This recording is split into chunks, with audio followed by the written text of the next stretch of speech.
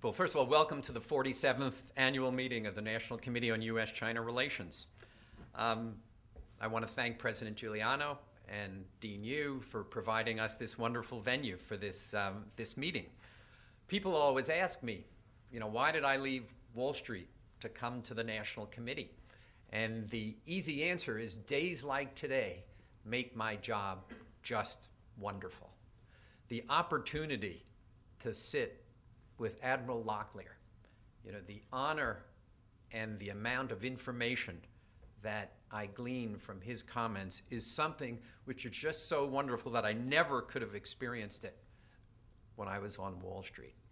And for those of you who don't know how big a job he has, who don't know what PACOM is, you have to think about PACOM stretches from the coast of California to India, from the Arctic to the Antarctic.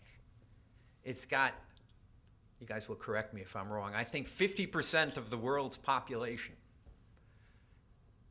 So it is a big job.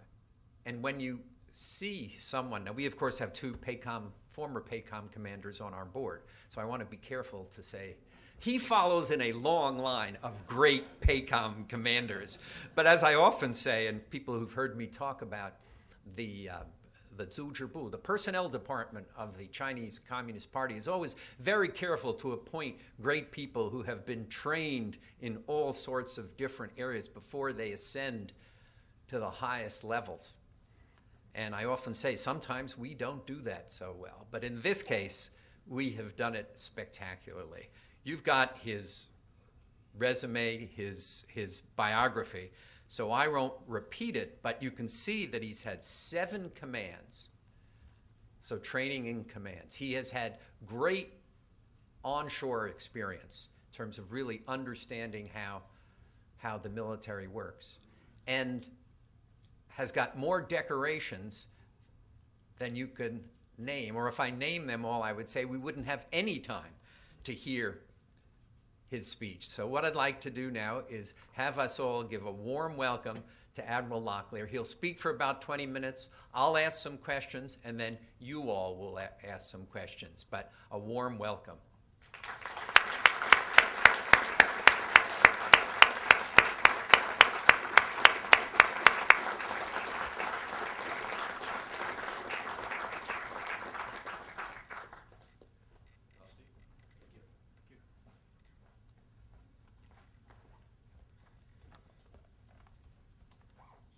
Up a little bit here. I didn't say it. What I didn't say in my introduction is if Hollywood cast a PACOM commander, there he would be. Aloha.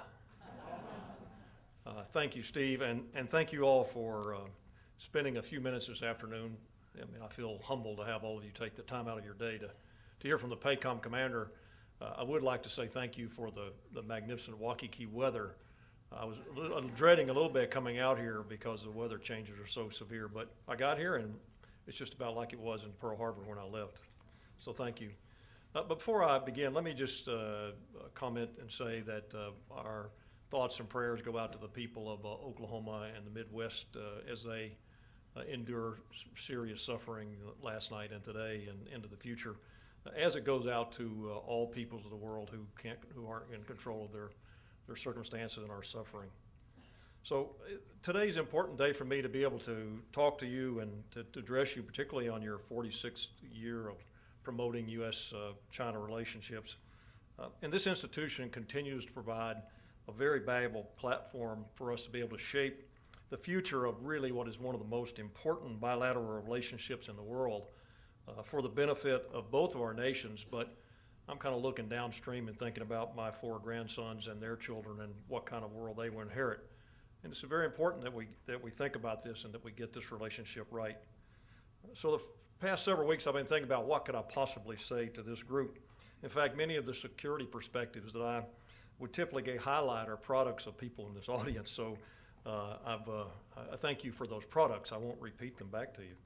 So I decided I would try something maybe a little bit different.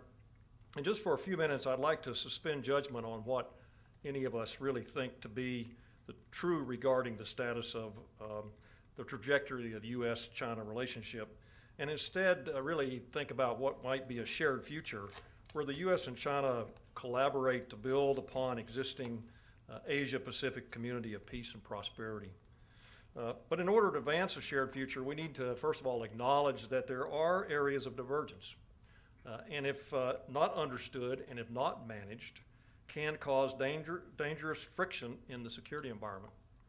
As well, we should also examine the many, many areas where we converge and continue to build upon those. So think about it for a minute. What would this shared future look like, and what would have to occur for it to be reality? I think it is worth contemplating because while competition between the United States and China is inevitable, a conflict is not. But I think we must begin, as I said, by acknowledging areas where China and U.S. perspectives diverge. There's been a lot of discussion around President Obama's 21st century security vision, or rebalance, pivot some call it, towards the Asia Pacific. Some in China have expressed to me that the rebalance is a continuation of an ongoing effort to contain their rise through military power. Now, I've addressed this with my Chinese counterparts in good friendly sessions that we have, and I've even gone as far as to say, hey, if this was a containment strategy, it wouldn't look like this. The rebalance is not just a security or defense-centered policy. The rebalance encompasses and must encompass all aspects of our government's efforts to include diplomatic, economic, and political, as well as security, and it reflects a recognition that the United States' success in the 21st century will, to a large extent, depend on what happens in this critically important region of the world. The rebalance is an intentional effort based on a strategy of collaboration and cooperation, a strategy to reinforce economic openness, peaceful resolution of disputes, and a respect for universal rights and freedoms. It's also based on the reality that the United States and the future of Asia are inextricably linked together into the future.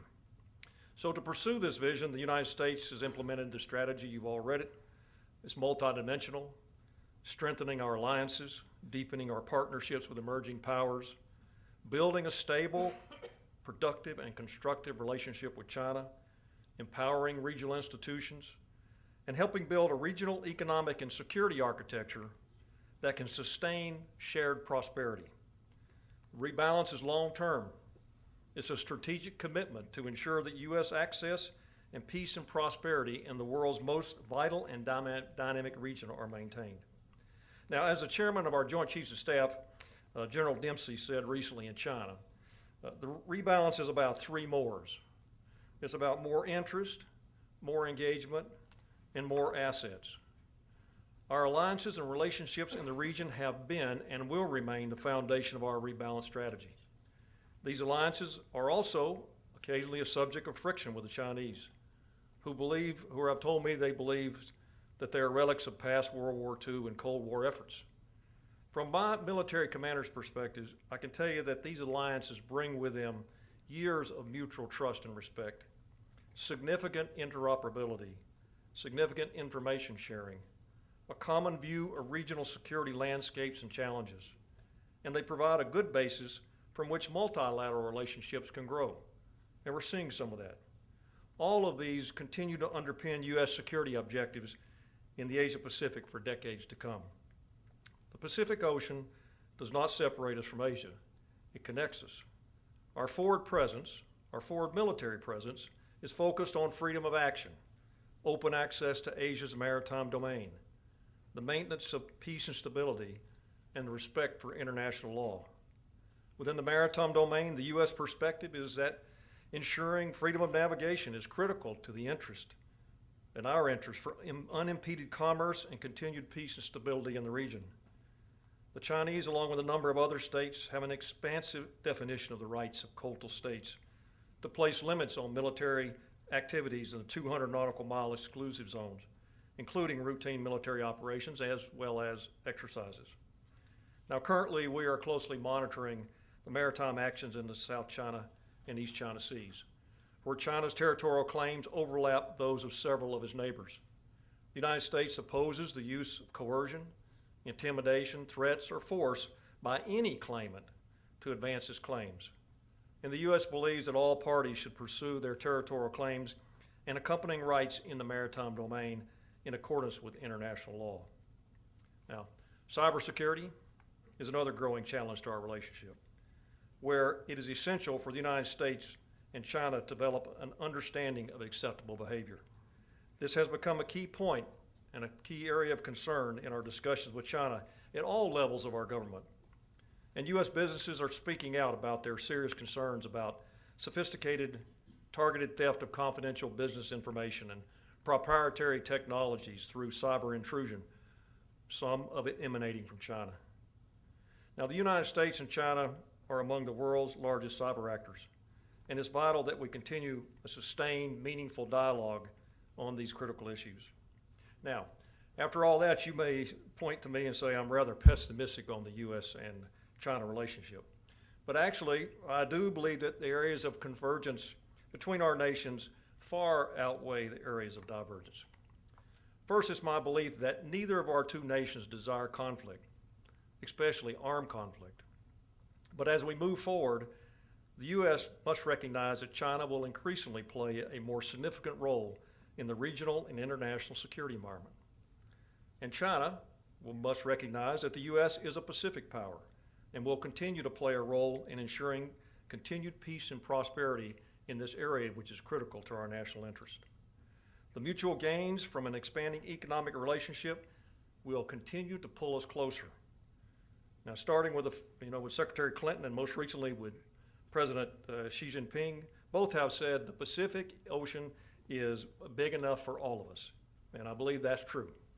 The Pacific Ocean is the largest object on the face of the earth. And nowhere is that more important than in our economic relationship.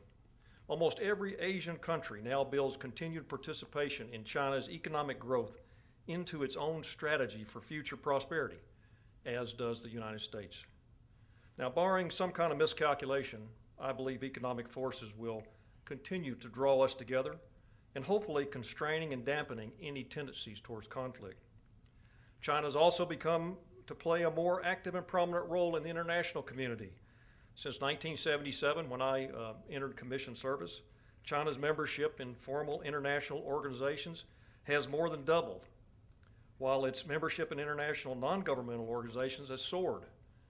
Over the course of the last decade, China has sought entry into several important global institutions, including the World Trade Organization and the Nuclear Non-Proliferation Regime, both of which the U.S. fully supported. We also agree on the subject of denuclearization on the Korean Peninsula. Just last month, Secretary Kerry met with State Councilor Yang Jiechi, reaffirming China's commitment to denuclearization of the Korean Peninsula. And of course, the U.S. and China continue to work closely together on addressing such threats as HIV and AIDS, and pandemic diseases. Both nations have a public-private partnership that seeks to leverage business and government resources in both the U.S. and China to promote advanced technologies, collaboration, sustainable development, and of course the healthcare sector. And our Department of Defense is participating in the recently established Cybersecurity Working Group with the Chinese in order to raise our concerns and develop a constructive dialogue. The China Foreign Ministry has stated that China is willing, on the basis of the principles of mutual respect and trust, to have constructive dialogue and cooperation on the cyber issues, and we look forward to that dialogue. And finally, there seems to be a real appetite to deepen the military-to-military dialogue and build on those areas on which we do converge. We must keep improving our channels of communication and demonstrate practical cooperation on issues that matter to both sides. In all of our military engagements, we are making good progress, building on the positive momentum achieved last year. Chairman Dempsey recently had positive meetings during his first trip to China, which paralleled the experience that I had last year. During a joint press conference, General Fang, their chairman, announced his willingness to advance cooperation by deepening practical cooperation in counterterrorism, anti-piracy, humanitarian assistance, disaster relief, logistics, and military medicine, all of areas which we find significant convergence. Now, I believe the best hope for sustained bilateral cooperation will come from strategically identifying those areas where our interests overlap and building over time greater understanding and trust between our two armed forces. Our approach is to manage friction and disruptive competition and increase areas of congruence. I see three key essentials to our future. First, both China and the United States would recognize that as regional and global leaders, we must take into account the considerations and interests of other Asia-Pacific nations. As leaders, we cannot be victims of history. We must move beyond our individual differences to bring consensus to issues that threaten regional stability and future prosperity. We must recognize that conflict between us is not in our best interest or best interest of the world.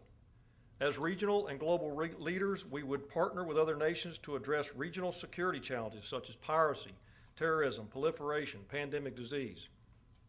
Second, China and the United States would work jointly with the community of nations to assure access to the shared domains through universally accepted standards. In the shared domains of cyber and space, where the norms of operation have not been established, the U.S. and China would work with other partner nations in an effort to identify acceptable worldwide standards and practices. These efforts would allow us to develop a deeper understanding of how each government is organized to handle these issues, to including adopting common vocabulary and common principles. Now finally, China would increase its participation in military-to-military engagements, and with others, not just the U.S., but with others across the region and around the globe. And this will build a foundation of trust and mutual understanding. We're making progress, and we're out and about increasing military-military contact with each other. And things like the U.S.-China dialogue forums, such as our military maritime consultant meetings, they give us routine operations for us to get together, to plan, to talk about the things that we diverge on, and to consult with each other. This kind of interaction can ultimately help us prevent some junior officer on either side from making a miscalculation in a tactical situation that will undermine and or determine the future of our security environment in ways that we hadn't anticipated. Next year, we look forward to having China join our Rim of the Pacific exercise. It's the world's largest international maritime exercise, and one that seeks to promote cooperation not only in the Pacific but throughout the region among many, many nations. I think last year there was 22 nations that participated. So in a shared future, China would engage in multilateral military exercises with countries across the region to improve operability and build confidence between nations. So let me ask you this, is such a shared future achievable? There are those who would predict that it may be or it may not. But what would derail it? What would prevent us from realizing it? First, miscommunication. We must have continuous, sustained channels of communication that can be drawn upon in the event of crisis. We must continue to seek opportunities to have more robust, more predictable, and more candid dialogue about current and future security concerns. Second, a miscalculation. The U.S. and China are likely to remain competitors, but we do not need to be antagonists. This means identifying strategic areas where our two countries can cooperate while recognizing frankly and openly that the areas where we will continue to differ and that we have to manage those. Reaching this kind of shared future will require a lot of hard work on both sides. Results won't come quickly, and there will be fits and starts, but payoff will be immense. Military power does not have to be used to be useful. We should manage our differences, expand our cooperation, and work together to ensure that China and the U.S. fully participate in the international system. I will end this evening much the way I began, by pointing out that nothing short of a more peaceful, stable, and prosperous world for our children and our grandchildren should be acceptable to the U.S. and China. Indeed, this common ground should be enough for both of us to build on. As I look around and see all of you here tonight, I'm humbled again that I have the opportunity to share these views. Thank you for the kind invitation, and I look forward to having a discussion with you. Thank you.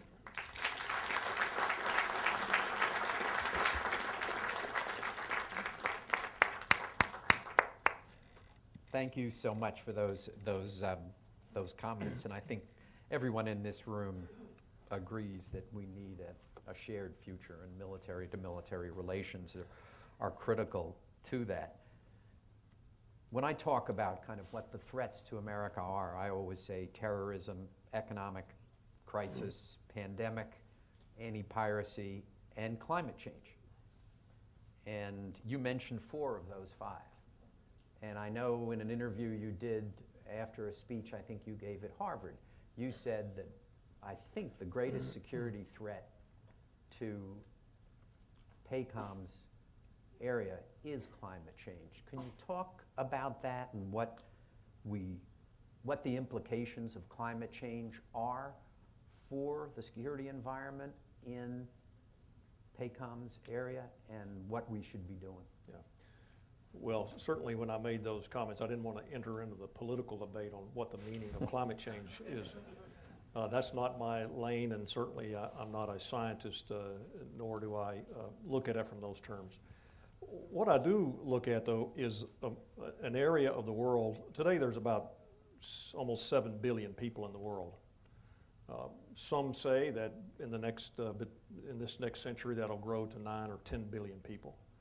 And of that 10 billion people, about 70% of them will live in the PACOM area of responsibility. And as the world becomes more industrialized, particularly in Asia, and people are moving to where the jobs are, they move towards the coast. I think of right now about 80% of the people in the world live within about 200 miles of the coast, and that's increasing.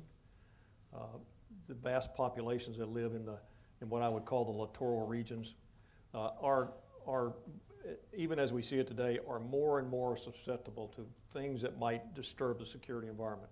And one aspect of things that can disturb it would certainly be things that are brought on by our natural environment, by storms, by tsunamis. I mean, just if you think about the number of people who have lost their lives in the Pacific AOR since 2008, I think there's close to 280,000 people. And they were all due to some kind of natural disaster that was beyond much more than was ever thought of in any other security conflict. So the point of my remarks is that I think it's a responsibility that we have, not only me, but the military leaders of other countries, is to look forward in the future and to see how changes in our environment will impact our security environment, and to be able to use the things that we have in military power, I guess, to be able to position them and to use them when people need it in a good way. So I think an example was a few years ago when we had the tsunami in Japan. The Japanese people ultimately recovered magnificently from that. But it in the first few days, hours and days and weeks after that event, you could see the impact of military forces, not only from the U.S., but from other countries, that had the ability to communicate, ability to bring command and control, ability to bring initial response to those regions, paid huge dividends in being able to allow the Japanese people to kind of get up on their step and to get back into the fight, so to speak. And if you play this across 7 billion people throughout the Indo-Asia Pacific, I call it because I look from India to California, then I think we have to add that into our calculation of how we develop our security environment. Area for cooperation with China? Absolutely, we're already doing it in multiple venues, from whether it's healthcare or flood control or anything along the humanitarian disaster response. We are making big gains in our ability to work together, not only bilaterally but in multilateral forums. You mentioned in your remarks that our position is no coercion in either the East China Sea or the South China Sea and any of the disputed areas. The Chinese repeatedly assert that in the Diaoyu Islands and in the Nansha and the Xisha, they are reactive. They are responding. The analogy, as an NFL fan, my analogy is always the guy who gets flagged is never the guy who commits the personal foul. It's the guy who gets the retaliation for the personal foul. And the Chinese basically say that's what's going on here. The Japanese changed the rules. They changed the rules on holding the trawler captain. they changed the rules when they purchased the Diaoyu Islands. The Filipinos and the Vietnamese are constantly trying to push the envelope. How do you respond to them when they say this? Well, first, it's pretty clear U.S. policy that we don't take sides on territorial disputes. If we did, we'd be taking sides on a lot of them around the world. Some of our own, I would imagine. And so we don't take sides. But what we do say is that there are international mechanisms to deal with this, and that we should be supportive. The globe should be supportive of using these international mechanisms. I mean, it seems to me it's really the only peaceful way ahead. And that as we work through through those international systems, that there shouldn't be conflict, there shouldn't be coercion, and that's from any party. And so that's kind of the position we have, and we make sure that that's clear to not only our Chinese counterparts, but as well as our allies and other partners in the region. Mm-hmm. Can we talk about Taiwan for a second? I've always wondered, what are the implications when you war game? I guess the term is when you war game against the Taiwan contingency, against the PLA, and the PLA war games against us, and now you're trying to build this cooperative relations. How kind of destructive is kind of the war gaming when then you want to have dinner with them next week and talk about this shared future? Well, first, I don't know what the PLA war game against, and I won't comment on what we war game against here. But I would say that pragmatically, from a military perspective, that all militaries have to continually look at the weapon systems and capabilities are being built around the world, and the fact that they will proliferate, and that they may proliferate to places that would threaten U.S. interests, may threaten Chinese interests at some point in time, that have to be dealt with. And so, keeping an eye on that, those developments and the proliferation, I think, is in the best interest of not only the United States, but of China as well. Mm-hmm. What would happen, and I guess your answer, I hope, is not this is speculative and you can't comment on speculative events, but what would happen if, we've seen this enormous improvement in cross-strait relations, the ECFA, increasing Chinese investment in Taiwan, Taiwan investment in China, this flow of people, the marriage of mainland people with Taiwan people. You're seeing kind of a social and economic integration. So what would kind of PACOM think if there was what I would call a cessation of hostilities agreement under the terms that the mainland and kind of President Ma have already roughly agreed on, which is no reunification, no independence, no use of force. Mm-hmm. So you have this, which kind of, and part of this deal would be the, continued kind of some U.S. continued involvement with Taiwan. What would that do in terms of the way you think about the future of PACOM's responsibility? Well, certainly as you look at the strategic area of our relationship with China, and you look regionally and globally, any area where there appears to be divergence that is solved peacefully can only be good for, I think, not only U.S.-China relationships, but also for regional and global relationships as well. So, I won't go through the U.S. policy on the Taiwan Relation Act and the 3 communiques and all those things that you are all very familiar with. But we do welcome a peaceful solution that they can all agree to in that particular scenario. And it would certainly, a peaceful solution that was compatible with the desires of both sides of the straits would be something from a PACOM commander's perspective that would be very much welcome. Mm-hmm. Interesting. Reading the Pentagon report, buried deep in the Pentagon report on the PLA is this statement. It says the official budget for China's internal security forces exceeds that of the PLA. the internal security budget exceeds that of the PLA. When you're thinking about dealing with what does that mean in terms of your dealing with them, because you're dealing with them not obviously in terms of their internal security, but in terms of their external security? Yeah.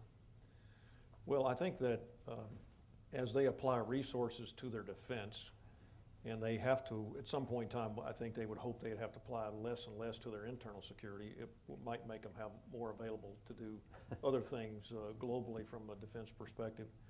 And I think that as China continues to, I say to emerge, it's probably not a great word, but to emerge, and they become more globally economically involved, that we should expect that there will be a desire on China's part to look outward, to look more globally, to look at where its security interests lie, just like any other global country does, and to be able to put defense resources in places that ensure that their interests are looked out for. So we should anticipate that in the future. We shouldn't be afraid of it, or we shouldn't be too concerned as long as we manage it properly. Mm-hmm. Let's talk about energy for a second. By 2020, the United States will be importing about as much energy as it exports. So we'll basically be in balance, and China will then be importing, I think, 2/3 of its oil. And so much of our naval projection was based upon our energy requirements. So as that changes, how are we kind of thinking about redeploying within the PACOM area? Well, we don't deploy in the PACOM area just for energy security, even though it is an important aspect of our overall national strategy. I think that, a PACOM commander, first of all, I very much welcome the United States that becomes energy independent as far as we can get. It sure makes my job a lot easier. I think it will over time, it could over time shape some of the places that we go with our military, but I don't think it will change any significantly in the Asia Pacific. The Asia Pacific military position is there to maintain a sense of stability that underpins those six issues I outlined in my talk to you, which starts with ensuring our allies and ensuring. I mean, we really have, if you think about it, the U.S. military has provided an underpinning of security in the Asia Pacific since World War II. And we continue to have significant interest here. We don't see that changing in the long run. In terms of obviously it's not within your command, but in terms of the Mideast, our reliance on Mideast oil declines to virtually nothing. Chinese reliance on Mideast oil increases astronomically. Right. What does it mean for kind of PLAN projection of force? Right. Well, first I would say, and like I said, I'm not a Middle East expert, but we have many interests in the Middle East. One of them happens just to be access to energy, so that we will still have to address over time. But as far as the access to energy piece, I think that the PLA will have to, at some point in time, look at the way their military is built and structured, and they will have to make some decisions about how they will go forward with that military so that they will become more globally distributed in ways that allow them to look at things like energy supplies. And we see a little bit already. I mean, they already have fielded their first aircraft carrier, and it's just now in development. And I believe there's been an announcement of a second one. If I were them, that's what I'd do too. To build the aircraft? I would, because it's a power projection capability that could go globally to look at their to look at stability for their interest. There's a big deal made about the first carrier and the subsequent carriers that they're now announcing. Isn't this the 19th country that has aircraft carriers? Doesn't Italy and Argentina and other countries have it? And it's a big headline that China suddenly has finally got an aircraft carrier, isn't it? Is there some disproportionality in kind of the focus on China's aircraft carrier versus all the other countries that have them? Well, I can't tell you the number of countries that have them off the top of my head, but there are a lot of countries that have aircraft carriers, and they use them for multiple purposes, from control of the sea lanes to symbols of national power, humanitarian disaster response, those types of things. I think China is getting to the point, it's like the U.S. You can't do something that's not a big deal. And so, and this is, I think, an important thing that we talk to our Chinese counterparts in the military about is that you are now assuming a status of regional and potentially global power, and your military power is going to be an important element of that.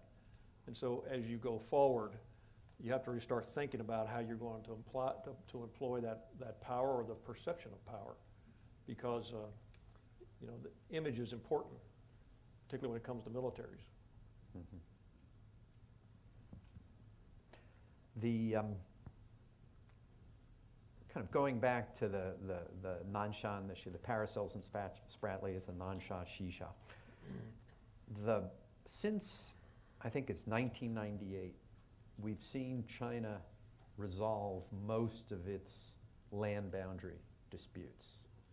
And a lot of people would say the resolution was on terms, I think the majority of scholars would say, this is an audience, I'm very risky to say this, but I think most would say it's on terms pretty favorable to the neighboring country, that China did not use its power, use its rise to negotiate unfavorable settlements. India is an exception, but I think the other countries, they've pretty much resolved the land borders. And then you have this inability, mostly, to resolve the maritime disputes. One of the differences, of course, is U.S. participation or Chinese perception of U.S. participation in the maritime disputes, whereas we were not participating in the land disputes. But what else is going on here that makes it so much tougher when we hear about peaceful development and these, whether it's the Diaoyu or the Nansha, the Shisha, we don't see progress. Mm. Well, the maritime domain, for centuries was considered kind of open to everyone, and there was plenty of protein supplies, fish. There was no expectation that there would be energy supplies on the seabed, and there was really no good mechanism for people to start thinking about even how to get to them. There wasn't the technology known to get to them. And so over time, that's changed, and there's now, I think, a desire by a lot of nations to secure their economic future by looking at what's on the seabed, and then their seabed equities are defined by things like land features. And then you come along and you do the UNCLOS, the UN Law of the Sea, which gave all countries a way of kind of saying this is what is mine by international standards and not. And I think in the macro, that has worked pretty well around the globe. I think in the South China Sea, the Chinese believe that that's near-term history. And as they look back on it, they say, hey, there has been a traditional Chinese ownership of parts of this body of water that they consider their near seas is a term that they use. And they say, no, you can't rewrite the rules on history. So will they be able to settle these bilaterally with these countries? I don't know the answer to that. But I think that and it's not just, again, it's just not the Chinese and others against others, it's many on many. If you take a look at a map of the South China Sea and you draw the competing claims of all the countries on there, I call it a chicken soup map. It's very difficult to see where the noodles in the chicken soup are. How are you going to sort through all that? And so I think the U.S. position is obviously right, is that, hey, we don't take sides on that, but it must be done peacefully, and you must work through this. So I think that's what has brought this to the forefront in a way that's become more and more obvious. The Chinese have a different view than we do on permissible activities within the EEZ, and one of them falls squarely within PACOM's activities, which is running military intelligence missions between the territorial sea at 12 miles and the EEZ at 200. We believe that that is accepted passage. The Chinese believe that it is not, that if you're conducting intelligence against the, I guess it's called the literal state, the state Right. whose EEZ it is, you're not supposed to be doing that. They also say that over the past years, we have increased surveillance and decreased distance, which is, and that feeds into the idea that, we, the pivot, the rebalance is really directed at China, and they use that. How do you respond to when they say to you, you're increasing your surveillance, you're running more ships, you're running more planes, and not only that, they're closer to our territory, 12-mile limit? Well, first let me talk about EEZs. If you took a map of the world and you drew the EEZs, of which the United States has, I think, the largest EEZs volume-wise of any country in the world, I would imagine, and you drew a map of that world, every major choke point in the world would lie within the EEZ. I think 35% of the oceans lie within the EEZ. So the question is whether or not you want to abrogate your security concerns in 35% of the world to the nations, to the countries that are around the edges of those EEZs. We, as the United States, we don't agree with that. We think it's not in our national interest, and we don't think it's in the national interest of others. So as I tell my Chinese counterparts today, I believe we're having counter-piracy operations that are operating in the EEZs of other people's country, of which the Chinese are participating in. So to some degree, they're doing it. I also... they would argue those are not directed against the literal state, that they're directed against pirates who are, right. There is an implicit consent. Yeah, and I also tell them that, that our EEZs are open for your operations if you choose. And I believe that they will take us up on that if they choose to. And so... The Pentagon report says they have. Yeah. That they're sending submarines and surveillance vessels. And so, and from my perspective, that's kind of normal business for a regional power to look at their security interest within the EEZs. Now, to the question of what we do with our military forces in that area of the world, I was in Australia a few months ago sitting with one of their defense leaders, and I sat down in a chair in his office, and on the wall behind him was a map of the world with Australia in the middle of the map. And I looked at it and I said, that's amazing. I said, it changed my whole perspective of the way that Australians were looking at their security interest and the way they view what's important in the world. So I went back to my staff in Honolulu and I said, I want you to have a map for every country we have in this region with their capital in the middle of that map. And when we sit down and talk about this country and their perspectives, I want you to put that map up, not the one from Washington, D.C., or the one from there. So if you do that in all of, first of all, start with our 5 allies, and you put their capital in the middle of a map, the areas that we're operating in to support our allies are, from their view, are their littoral spaces, or their access to their interest. And so and you have to do the same thing for Beijing. So the activities that we do, from our exercises to our routine naval operations, are not to contain China, or not to contain anyone else. It's to maintain a situational awareness to ensure that we have a security environment that remains stable. You've talked in your remarks about what I would call near-term opportunities. We've seen since December a more positive attitude from the Chinese on the mill side, in my view. And I think there's opportunities for more exchanges. You talked about the upcoming RIMPAC. But if you were to look out 15 years, could you identify a benchmark of what would sort of mark a higher quality U.S.-China military relationship and something we could work toward? Yeah, I think it's pretty simple for me. It's me being able to have the opportunity just to pick up the phone beside my desk and to call my counterpart in Nanjing or Beijing and to say, hey, Bob, I got an issue. What do you think? I have that pretty much with the 30-something nations that are in my AOR, the ability today. We're not there yet with the PRC or the PLA. And I think that will be a huge benchmark, but we're not there yet. Why do you think they won't agree to something that seems to me almost a no-brainer? I don't know if they don't agree to it. I just think that, that as they, their system is not the same as ours. Their military hierarchy is not set up in a joint nature the same as ours. So we have to be cautious not to imprint ourselves on the Chinese and say this is the way they have to respond. So we have to kind of work through how we get there. We also, I think, to add to your comment, is we've got to go beyond, at some point in the future, beyond just kind of high-level discussions, which are very important, but where we really get a quality interaction between allies and partners and friends is when we bring it down to the young petty officer level, to the young officer level. And that would be a huge win. And we're going to get there.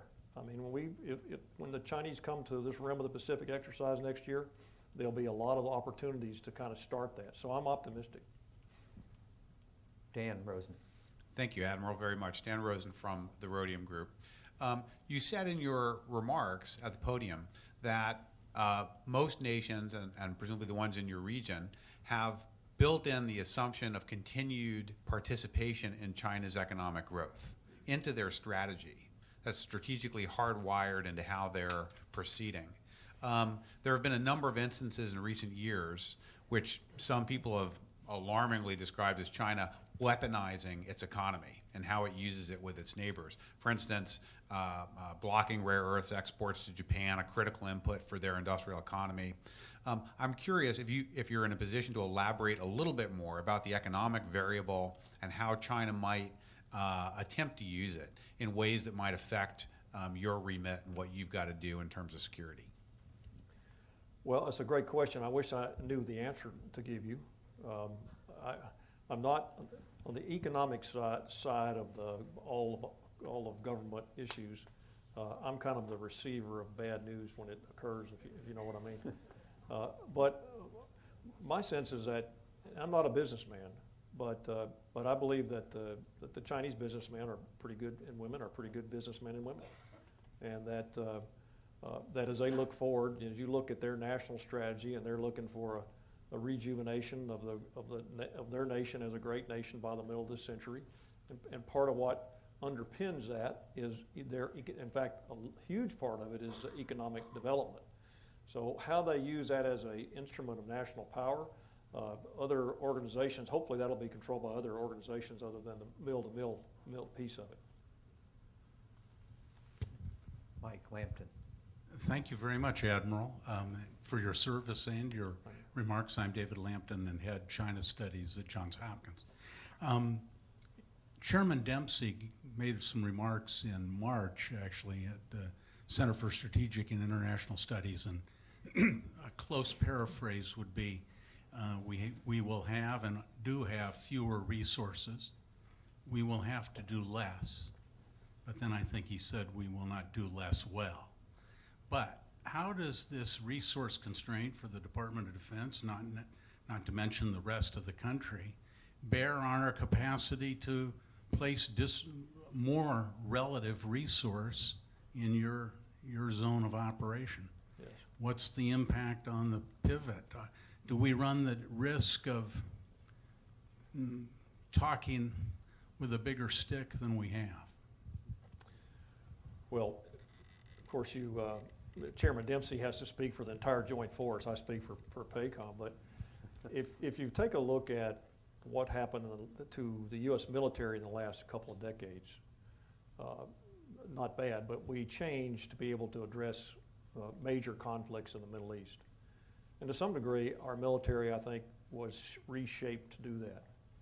So as we see those conflicts coming down, and then we're faced with some of the more pressing physical issues of our country, with a military that has grown quite a bit in the last couple of decades to respond to those, then we have to ask ourselves, what's the future of this military look like? And we do this after every major conflict we go through. So this isn't new for us. It's just sometimes how it's implemented is a little different. So after every major conflict, we will find some decrease in the size of the military and a reshaping, which I think is healthy for the country and healthy for our security, because it keeps us from being in the old mode and makes us have to think about what the future is. So in that regard, But it's always painful. It's always hard to come down. It's always hard. Change is always hard. So we're in the middle of a pretty rapid change at this point in time. So the question of how that impacts our rebalance to the Asia Pacific, I think President Obama did a nice job of teeing this up as about a year ago in that strategy. I mean, it's a 14-page document that, for a military guy like that, if it's 1,000 pages, I get through 14. So the 14 pages, and it clearly indicated that as we go forward, where the most critical interests for the United States will lie in the future. So in all of our discussions that we're having about what this reshaped military looks like, a cornerstone of that discussion is ensuring that the rebalance to the Asia Pacific remains viable, it remains visible, that remains credible, and that remains enduring. Dick Solomon.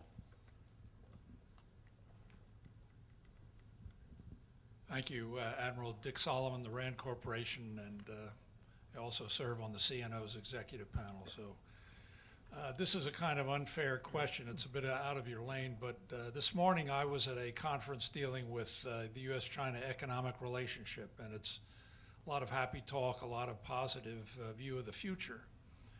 And I'm just struck by the two faces that China seems to present to the world and to us. That is, on the economic side, a lot of positive future, but on the security side, not just the growth of their military, but here we've seen a situation in recent years where they have territorial disputes virtually on all their borders.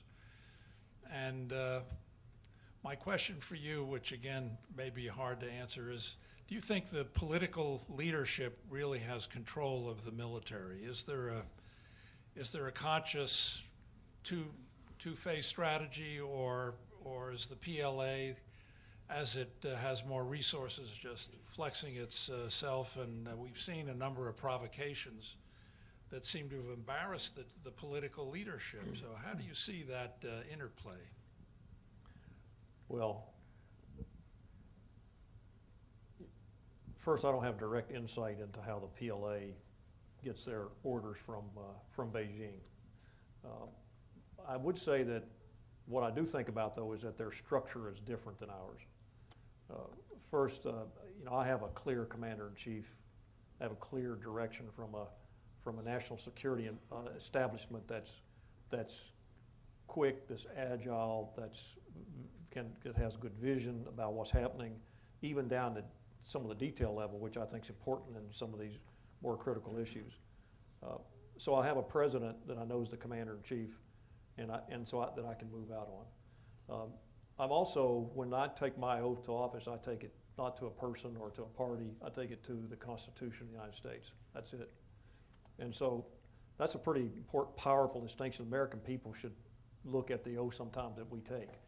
It really is, and for those of us who watch over that oath, it's very important to us what we're doing, what we're here for. I don't know what they take their oath to. My sense is that they, because of the way they are organized, that they're aligned around support of the party, which I'm sure they think is as important as our Constitution is. So, but it is a different kind of alignment. I would say that, at least on the surface, it appears that the President Xi Jinping has moved in the last few months after his taking over to get a better, I would say not control, but a better handle on the PLA, the activities of the PLA, and the command and control of the PLA. I know that he has addressed some corruption issues in the PLA, and he has visibly shown that he is the head of the PLA, and that he has a family history of being involved in the PLA. So I think he understands it. TK Chang.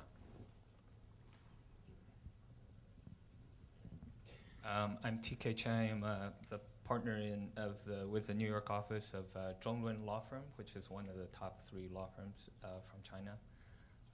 According to Wikipedia, only 9 countries have carriers in service, and none of them have more than 1, except the United States, which has 10, and Italy, which has 2.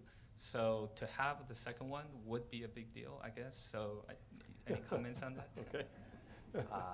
Russia has only one carrier? Is that true? Well, it I- probably I- depends on your definition of aircraft carrier. So, we, Yeah, I think Wikipedia may yeah. may not be a good source on this one, TK. Tom So- K. So it depends on your definition, but there's many more than 9 aircraft carriers. Now, if you're talking about, but no, I'm talking about there's more than that of different kinds, whether they're helicopter carriers or vertical takeoff carriers, there are different types of those. Governor Kane.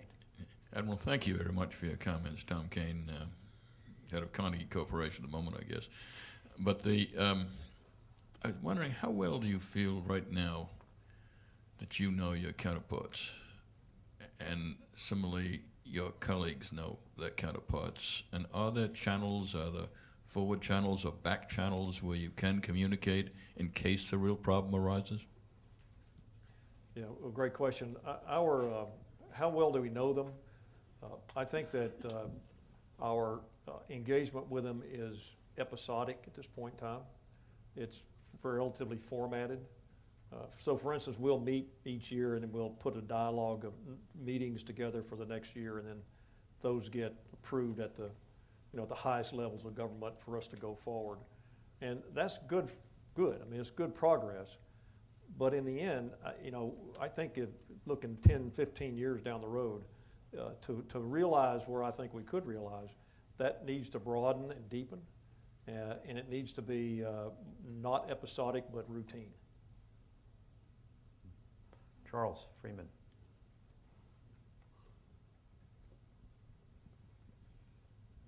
Thank you, Admiral. Charles Freeman from PepsiCo. You talked about the need for trust between the militaries, and there's been a lot of talk about over the years about the need to develop strategic trust. But trust can be defined differently. And there are folks that say, well, what we're looking for in terms of trust from the Chinese is clarity about capability, transparency about capability. And Chinese are looking for clarity about intent or transparency on intent, and you can disagree with that construct if you'd like. But is there a way to bridge those two different definitions? How does one get there? Well, it is interesting to think that there's different ways to think about trust. And I think you characterized it accurately. I think our trust translates to transparency. And quite honestly, it's something I think that the PLA and my counterparts have a hard time understanding. It doesn't translate well. You say, well, would you be more transparent? And they go, okay, I'm sitting here, what else, what more you want me to do? As I articulate to them, I say, you need to be more transparent about your military, the intent of your military, what you're going to do with it, what your end states are. And I think they understand that. My sense is that on the trust side for us, for them to us, is that they have this sense, at least now, that we have been militarily so superior for so long, that this makes them reticent to kind of, how fast do we move forward? It makes them reticent to have that type of trust. And so we just have to demonstrate that to each other. And I think it'll take forums to be able to allow us to do that. And the forums are there, we just have to make use of them. Professor Rigger.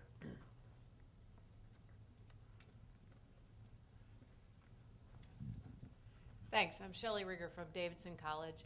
I realize that this is the National Committee on U.S.-China Relations, but I wanted to ask you a question about Japan, because I think the changing kind of military focus and orientation in Japan is a factor in U.S.-China relations.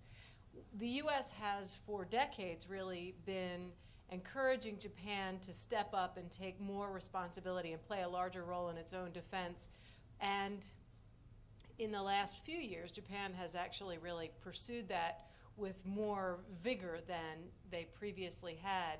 And so on the one hand, this is a good thing for the U.S. and for the alliance and for regional stability, but it also introduces a new variable, and it introduces a new set of concerns for China that maybe previously were a little bit elided or muted.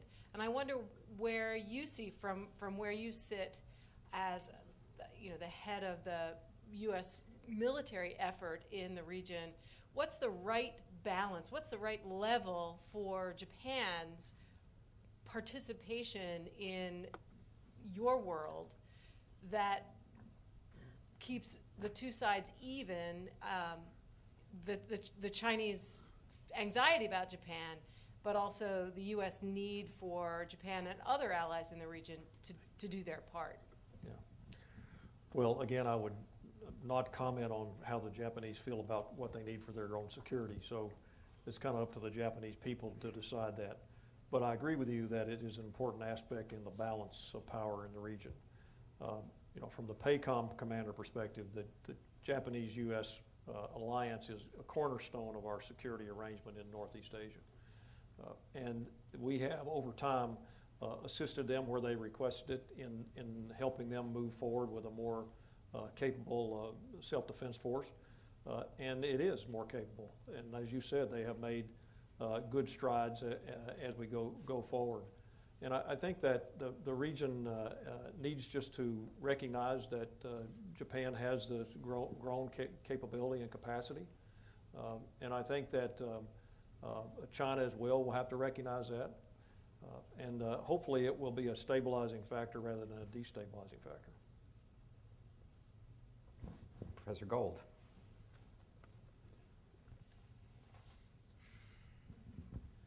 Tom Gold, University of California, Berkeley. Thank you also very much. I had a question about two different geographic regions that fall under your purview, both North Korea and Myanmar. What sense do you get from talking with your Chinese counterparts about their attitude to manage these two potentially unstable or destabilizing areas? Especially we think, or we rely, I think, to a certain extent on the Chinese ability to manage the DPRK, and now I think they felt that they were able to manage Myanmar, but now that seems to be slipping from their grip, especially with the leader in Washington this week. So I'm wondering if you've gotten a sense from talking with your people there, with your counterparts there, about how they're seeing these two different regions. Well, quite honestly, we haven't had any dialogue on Burma, and so we, from a military perspective, and the U.S. military-to-military relationship, is very, it hasn't been defined yet of where we'll go forward in that regard. So most of the activity that's been done at this point in time has been the diplomatic area. Now, on the North Korea peninsula, I think that we generally converge, as I talked about in my speech. We all recognize that denuclearization is the end state for the North Korea peninsula, and they will, when I meet with them, they will have that same dialogue. So I don't think we diverge there. I think for them, they've had a relationship, the PLA, with the North Korean military for some time. And so there is that ability to, I think in the long run, to influence the North Korean military if that was necessary. But certainly it's not in the best interest of the South Koreans or the Chinese or the Americans to have instability on the Korean peninsula. And ultimately, I think a peaceful resolution on that peninsula, China will play an important role in that part, in that resolution, as will the U.S., as will South Korea. On Burma, remember that there was I'm sure if it was in Burma or in Laos, that there was 11, I believe a dozen Chinese sailors who were more or less executed by a Burmese drug lord. I don't remember if it was in Burma or in one of the neighboring countries, but they then identified who, through kind of their intelligence folks in all these countries, identified who it was, found out where he was, contemplated a drone attack, and then decided they would capture him, repatriate him to China, and then he was tried and executed. Two questions. One is, did they have that capability, the drone capability? I mean, without revealing classified information, is could they do it? And then second part of the question is, if it were 11 sailors under your command, what would you have done?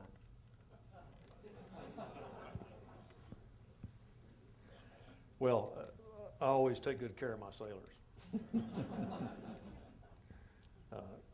As far as whether they have the capability to do that, I'd just be speculating on whether or not they could. So I won't do that.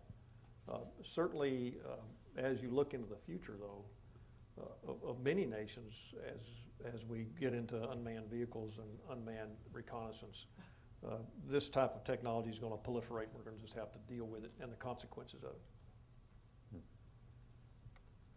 And if it were your soldiers, your sailors? Well, like I said, I'd take care of them. Take care.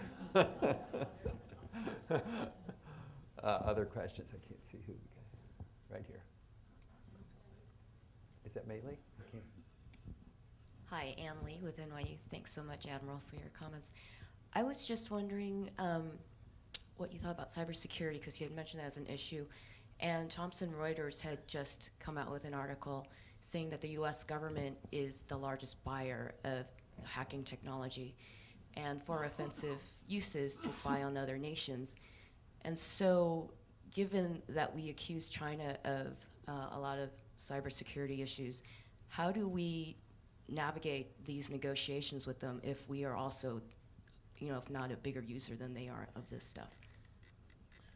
That's a great question.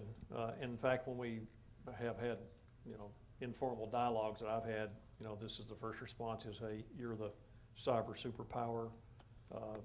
You're attacking our networks just as much as we are. So I think you have to kind of divide it up into chunks. One is intellectual property rights and how a free and open cyber world has to have rules that you play by. If you think about it, of all the domains, there's the maritime domain, there's an air domain, there's a space. I can think of a couple others, but the one we created, the only man-made created one is cyber. The rest of them have some kind of earthly quality to them or spatial quality, but we created it. And when we created it, we didn't create a set of rules to operate by. And so when you look at the way we approach cyber and the way we allow free and unencumbered access to it, it has places of problems where you can get at it pretty easy. And so to where you have any state, whether it's China or some other state, that's potentially sponsoring the theft of international intellectual properties, that's one discussion to have. And how do you stop that? And what are the international norms that you have to establish to prevent that? And because it becomes, it's illegal in almost most countries, right? So that has to be addressed. The question of how cyber and then on the military uses of it and all things you're alluding to there, I won't get into any details on that. But I think that's kind of a different argument. It's a much smaller, much more segmented part of the discussion than what we generally have a tendency to kind of group all this together. Jan is signaling with you. Somebody way in the back. 5 years ago I couldn't see there. Certainly now I can't. But all the way in the back, there's a hand. Oh, great. Identify. Get your distance glasses. Herbert Levin. Herb. Admiral, you have described the need for American military resources in the area. You think the Chinese are improving, and if they get aircraft carriers, that's just normal as you grow up, and you're happy that the Japanese are building up their military establishment. It sounds a little bit like what we used to call in the old days an arms race. Could you please describe for us the international climate and diplomatic initiatives which might lead to a reduction in military budgets, including the American military budget, in the area which you would publicly support?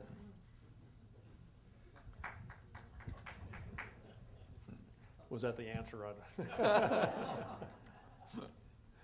Well, there's a lot of questions in there, I think.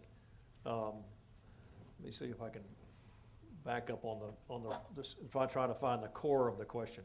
The question is whether or not the activities of both China and the U.S. and other players in the area is creating a increasing militarization of the Asia Pacific. And the answer is it's already the most militarized area in the world. In my area of responsibility, 7 of the 10 largest armies, all the largest navies, 5 of the declared nuclear powers are there. So we're kind of there. And so the question of whether or not we can find avenues to demilitarize, of course we should.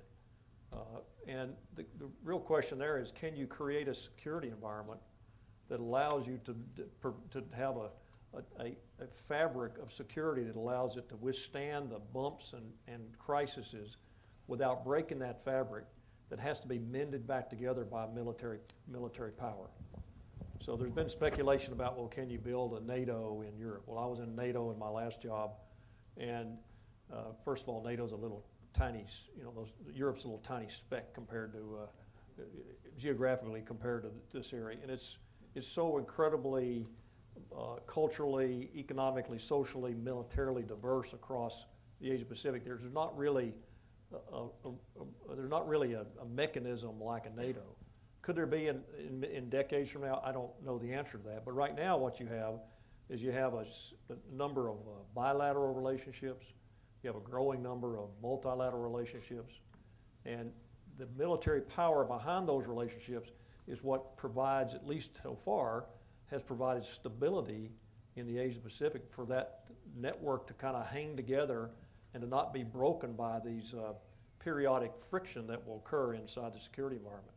So I think we have to be careful not to wish away that problem too quickly, and that there is an element of military power that's used properly that has a stabilizing impact on the security, the economic environment, not a destabilizing one. But it has to be watched carefully. I think that is the perfect response to end the program with. It is absolutely. Thank you so much for a wonderful tour de force.